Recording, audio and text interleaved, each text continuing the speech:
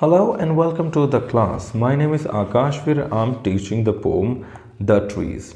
In this poem The Trees, जो poetess हैं Adrienne Rich. इन poem का नाम है Adrienne Rich. The poem Adrienne Rich is an American poetess, American poet, and she is a feminist. She is a feminist. Feminist का मतलब क्या होता है? पहले ज़माने में क्या होता था कि फीमेल्स के पास, घरों में लेडीज़ के पास, वुमेन के पास बहुत सारे राइट्स नहीं थे.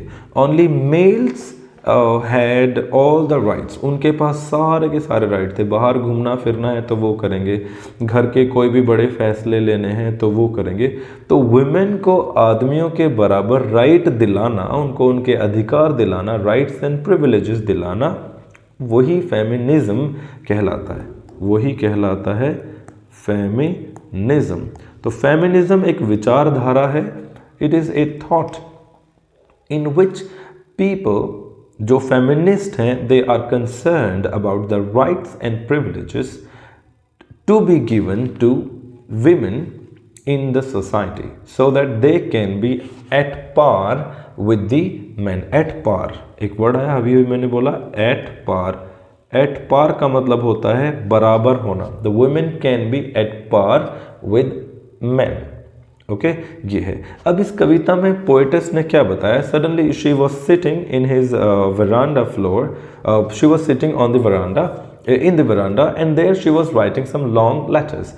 राइटिंग लेटर्स या वाइल राइटिंग लेटर्स, वाइल के बाद आईएनजी आता है. ओ माय गॉड, वाइल के बाद कौन सी वर्ब आएगी? Fourth form. ऐसा करते समय while going, while playing, while writing.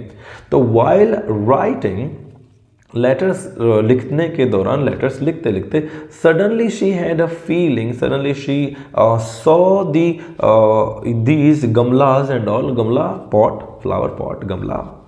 So she saw these flower pots and suddenly she observed these plants and these things moving. यहाँ पर ये वाला मैंने ड्रॉ करा है, ये धरती में है, ये लैंड है. इसमें साइड में यहाँ पर टाइल्स लगी हुई हैं और इन टाइल्स के नीचे यहाँ पर एक पौधा है. ये पौधा हो गया और ये इसकी जड़ें हो गई. तो वो क्या बताते हैं कि जो पौधे हैं, जो पेड़ हैं, they are not at all happy in the house.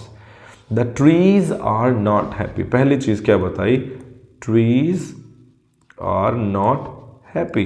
वो बताती हैं कि जो पेड़ आपको आज दिखाई दे रहे हैं, the trees that you are looking now, that you are looking at now in the room, they are trying to escape. वो बहुत तगड़ी कोशिश कर रहे हैं. ऊपर जैसे ये छत है तो छत के ऊपर की तरफ जो छोटी छोटी टहनियाँ हैं, ट्विग्स वगैरह जो हैं, जो बॉग्स हैं, बॉग मतलब होती है बड़ी बड़ी टहनियाँ, BOUGH, बॉग, बाउ, BOUGH, बाउ मतलब होता है बड़ी बड़ी ब्रांचेस, एंड ट्विग्स मतलब होती है छोटी छोटी टहनियाँ, लीव्स पत्ते. तो लीव्स एंड ट्विग्स छोटे छोटे जो हैं, they are applying pressure on the walls. ठीक है. और वॉल्स को कैसा बताया है? जैसे खिड़की वगैरह में जो शीशे हैं उनको वो धक्का मार रही हैं ताकि वो वॉल क्या हो जाए? क्रैक हो जाए. जो खिड़की के शीशे हैं वो क्रैक हो जाए and one day the trees will be out.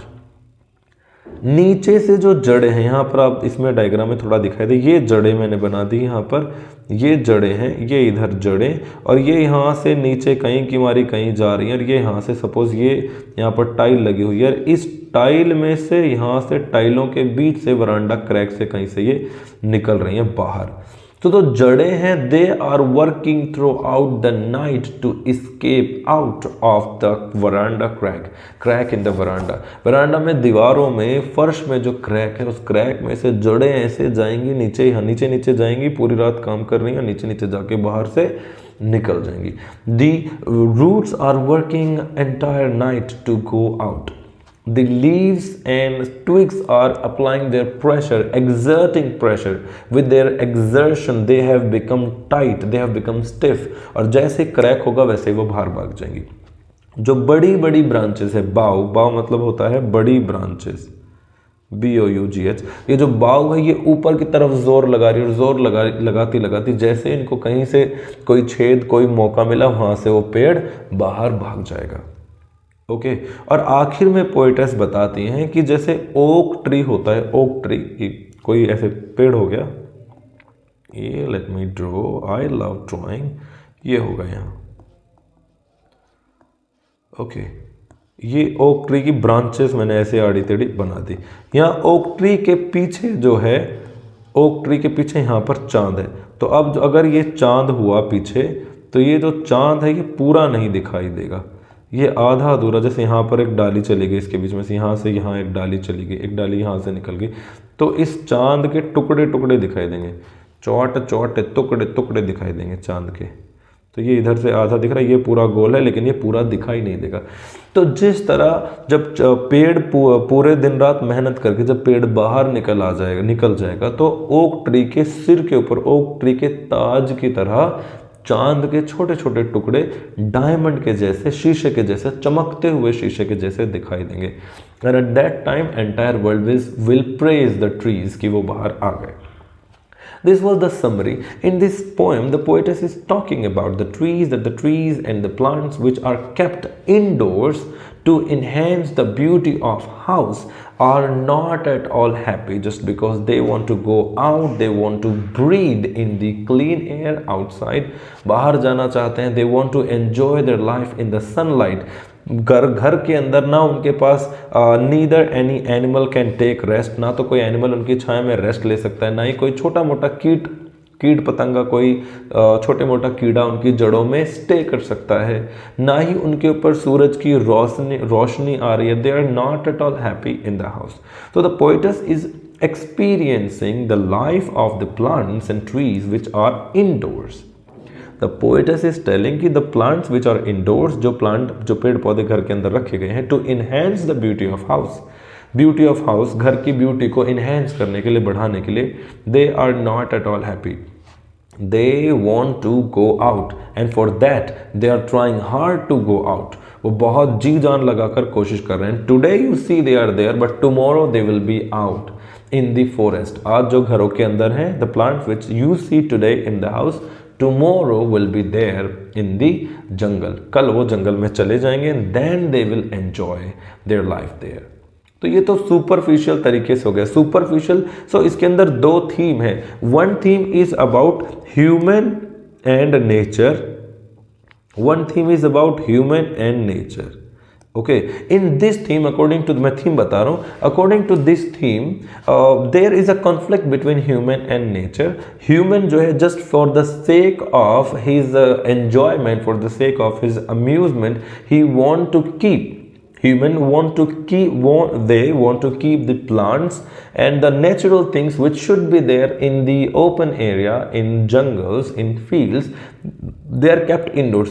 जिस पौधे की जड़ें, जैसे ये एक पौधा हो गया और इसकी जड़ें यहाँ से फैलने चालू होती है और यहाँ बहुत दूर तक जाती, लेकिन इस पौधे को आपने इस पॉट के अंदर बंद कर दिया और इसकी जड़ें अब यहीं गोल गोल अंदर घूम रही हैं।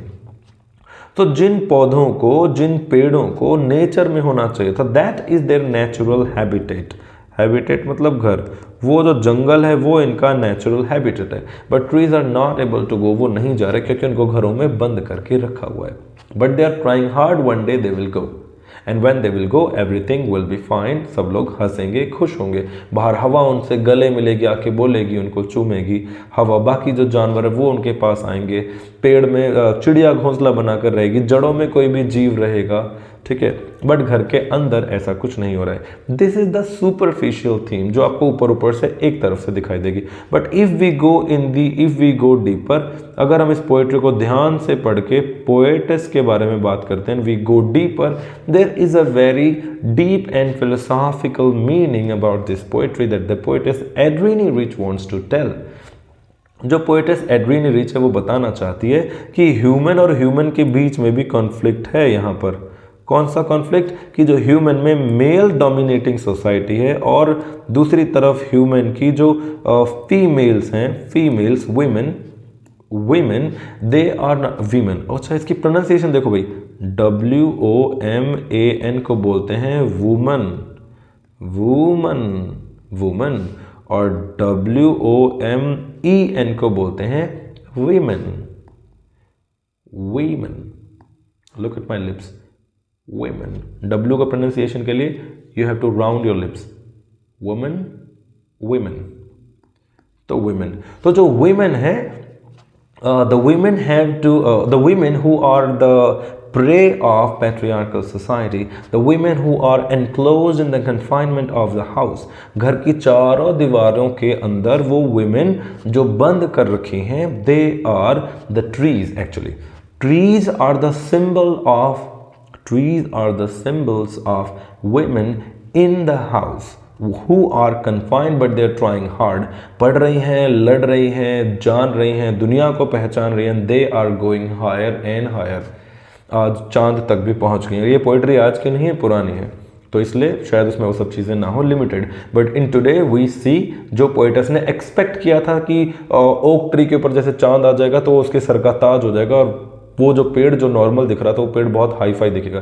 सो today the women who were in the house, they were not able to go out, जो बाहर नहीं जा पा रही थी, they did not have any right and privileges to enjoy their life.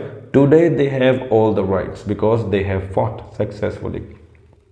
Okay, so between human in the pet, जो जंगल है बाहर का, जो घर है, दैट इज पैट्रियार्कल सोसाइटी.